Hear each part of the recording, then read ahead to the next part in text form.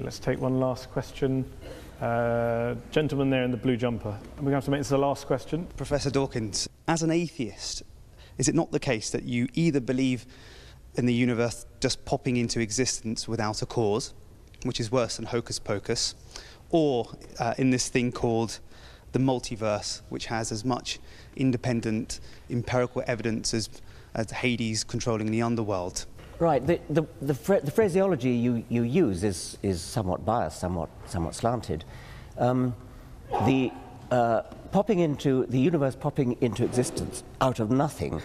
The multiverse theory is used in this context to explain the fact that some physicists believe that the physical constants are too finely adjusted. It's as though it's a put-up job. It looks as though the physical constants are so finely adjusted that if you change any one of them, then the universe would collapse. And I started to say that. Yes.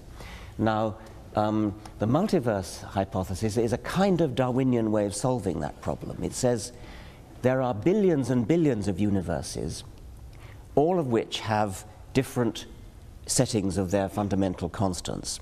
A tiny minority of those billions and billions of universes have their constants set in such a way as to give rise to a universe which lasts long enough to give rise to galaxies, stars, planets, chemistry, and hence the process of evolution. But do you understand, it does make me chuckle that you mock me for believing in a prophet that flies into a heaven, but you believe in lots and lots of universes that you can't show me, prove to me, test to me in a lab, as a basis of getting out of believing in a God and a prophet. Just in March, Richard Dawkins and others were on the Mall in Washington, D.C. for their Rally for Reason, an atheist march. 10,000 showed up. And Dawkins told the crowd they should ridicule religious people. Let me quote him. He says, "Mock them, ridicule them in public. Their beliefs are insane, therefore they should be ridiculed with contempt." So to make a statement like that, he reminded me of two other things. I remember as a youngster, I think I mentioned it in one of my books, I was in the city of Nagpur.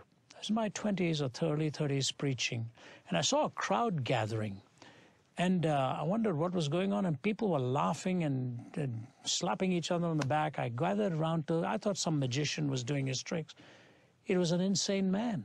It was a man who was unclothed, literally with stones and stuff, scratching himself, dancing, behaving in a sad way. And I remember my eyes filling up with tears, and I thought to myself, is this really some form of entertainment, to laugh at a madman?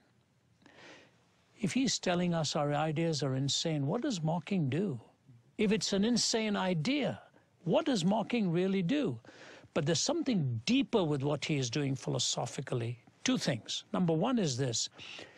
He goes on in endorsing a most recent book that has been written, that we now have the answer how something can come from nothing. And it's this age-old rehashed quantum vacuum that out of which pops up some kind of a particle that, you know, can explain the existence. First of all, it's a misuse of what a quantum vacuum is. No quantum theorist actually tells you that a quantum vacuum is nothing. It's not no thing. There is a pattern, there is the subatomic activity that is going on, so it's not nothing. But suppose it is nothing, meaning no thing whatsoever. What does that do to atheism? I thought atheism's entire definition was everything that is matter. It is a materialistic framework from start to finish. But if the starting point is nothing, then it's not a materialistic framework, it's nothing. And if you're starting from nothing to explain everything, then why not end up in nothing, including meaning? So who's to be mocked here? He's the one who wants to talk about the wonder of beauty and all of this coming out of nothing. That's the insane idea then. That's the thing that needs to be mocked. He's making something out of nothing, making it appear to be nothing, out of which he wants to build everything. It violates the very fundamental starting point of atheism. If he is doing it equivocatingly, then it is not nothing, it is something. If he's mocking something insane, then the insanity actually lies on the side of the mocker. Everything he calls for there violates reason.